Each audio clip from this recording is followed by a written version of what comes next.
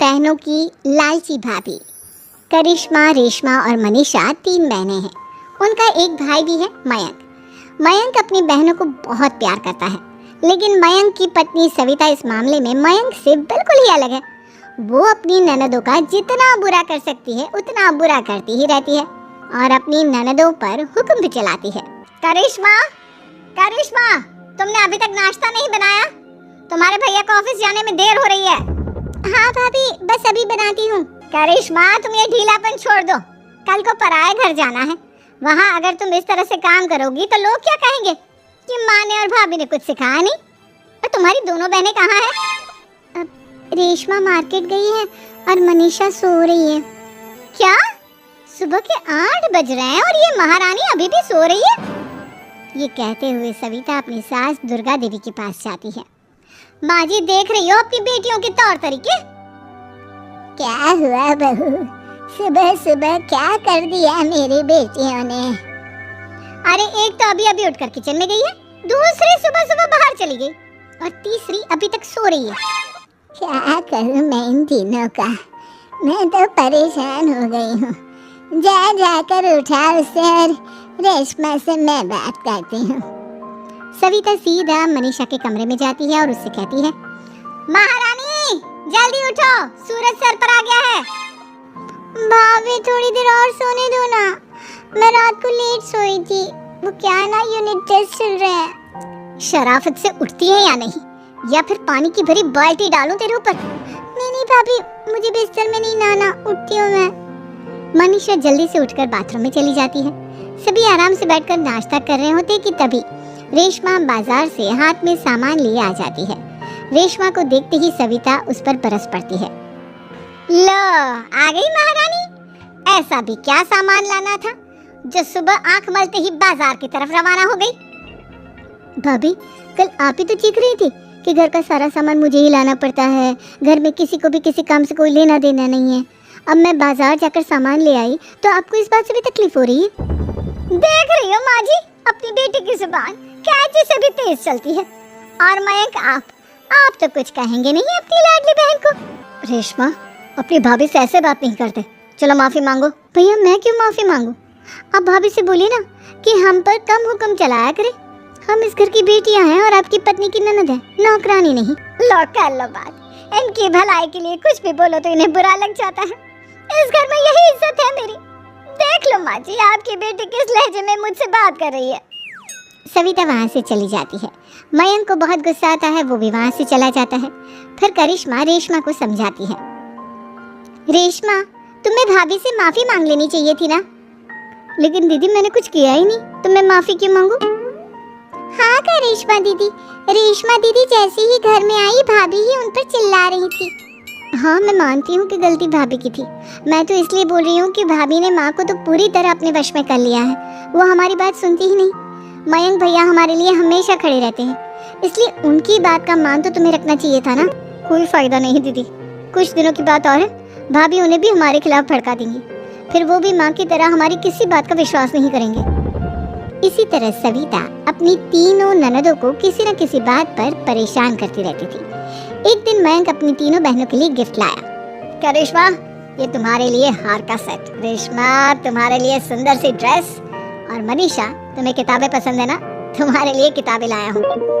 Thank you भैया, thank you भैया, thank you भैया। करिश्मा, तुम्हारा नेकलेस कितना सुंदर है, ये भैया कहाँ से ले आए होंगे? मैंने भैया को 3 दिन पहले फोन पर ये डिजाइन दिखाया था और आज भैया ये ले आए। सविता तो अपनी ननदों के गिफ्ट्स देखकर जल गई और करिश्मा का नेकलेस तो उसे भी बहुत पसंद आया था। अपनी बहनों के लिए कितना अच्छा नेकलेस लेकर आए हैं, मुझे कभी कोई गिफ्ट नहीं दिया। मैं आज ही ये हार चुरा लूंगी। रात में सविता करिश्मा का हार चुरा लेती है और इसी तरह उसे अपनी ननदों की जो भी चीज़ अच्छी लगती वो उसे मांगती नहीं, बल्कि रात के अंधेरे में चुरा लेती। इसी तरह दिन बीतते गए और सविता ने मयंक के दिल में भी उसकी बहनों के लिए नफरत पैदा कर दी। एक दिन मयंक ने करिश्मा और रेशमा के लिए रिश्ता देखा और ये बात उसने घर में सबको बताई। माँ, करिश्मा और रेशमा के लिए बहुत अच्छा रिश्ता आया है, वो लोग कल इन्हें देखने आ रहे हैं। आप और सविता मिलकर सारी तैयारी कर लेना। ये सुनकर करिश्मा और रेशमा खुश हो जाती हैं, लेकिन सविता सोचती है, अगर इन दोनों बहनों की शादी हो गई तो घर और बाहर का काम कौन करेगा? मनीषा तो एक नंबर की कामचोर है, उससे तो किसी बात की उम्मीद लगाना ही बेकार है। मुझे इस शादी को रोकना होगा। अगले दिन सभी लड़के वालों के स्वागत की तैयारी करने में लगे होते हैं। तभी मयंक अपनी बहनों से आकर कहता है, तैयार हो गई तुम दोनों? देखो दोनों लड़के बहुत अच्छे हैं, मैं कोई कसर नहीं छोड़ना चाहता, इसलिए तुम उनके सामने अच्छे से बिहेव करना और अपनी भाभी से लड़ने मत लग जाना। करिश्मा, तुम वो नेकलेस पहन लो ना जो मैं तुम्हारे लिए लाया था। भैया मैं बहुत देर से वो नेकलेस ढूंढ रही हूँ, लेकिन मुझे मिल ही नहीं रहा। क्या तुमने नेकलेस खो दिया? तुम्हें पता भी है वो कितना महंगा था? तुम कोई काम ढंग से नहीं कर सकती।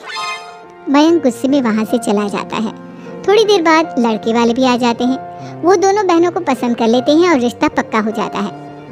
लेकिन सविता के दिमाग में तो कुछ और ही खिचड़ी पक रही थी।